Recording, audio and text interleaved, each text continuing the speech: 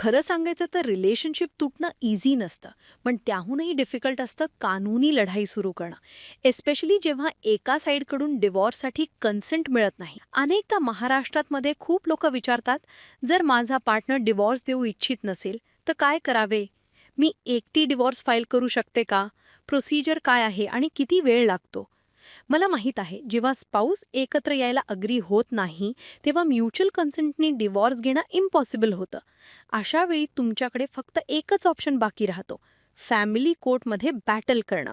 तर आज आपण स्टेप बाय स्टेप समजूया वन पार्टी डिवॉर्स प्रोसेस काय आहे, म्हणजे जेव्हा फक्त तुम्ही डिवॉर्स चाहता आणि दुसरा पार्टनर ओपोज करत असेल, आणि सर्वात मोठं ट्रुथ या प्रोसेसमध्ये किती टाइम लागतो. तर सुरुवात करूया पहिला क्वेश्चन पासून.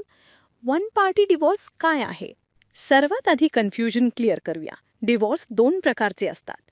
पहिला म्युच्युअल कन्सेंट डिवॉर्स, म्हणजे आपसी सहमतीने जेव्हा हस्बंड आणि वाईफ दोघेही सेपरेट होण्यासाठी अग्री होतात.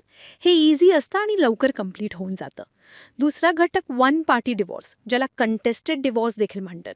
हे तेव्हा होतं जेव्हा फक्त एक पार्टी डिवॉर्स चाहते आणि दुसरी पार्टी अग्री करत नाही किंवा अवेलेबल नसते. हा तो डिवॉर्स असतो जिथे कोर्ट ऐकते की तुम्ही अलोन डिवॉर्स का चाहता आणि तुमच्याकडे कोणकोणते ग्राउंड्स आहेत. याचा अर्थ आहे की वन पार्टी डिवॉर्ससाठी तुम्हाला सॉलिड आणि व्हॅलिड लीगल ग्राउंड प्रूव्ह करावी लागतील. आता तुम्ही विचार करत असाल की ग्राउंड्स काय असतात. तुमचा कोर्टाला फक्त हे सांगणं पुरेसं नाही की तुम्ही या लग्नात आनंदी नाही आणि आता एकत्र राहू इच्छित नाही, तर तुम्हाला तुमच्या इच्छेसोबत एक व्हॅलिड लीगल ग्राउंड देखील प्रूफ सह द्यावा लागेल. तर हिंदू मॅरेज ॲक्ट 1955 नुसार डिवॉर्ससाठी काही ग्राउंड्स दिले गेले आहेत, जसे की क्रुएलिटी, डझर्शन आणि अडल्ट्री.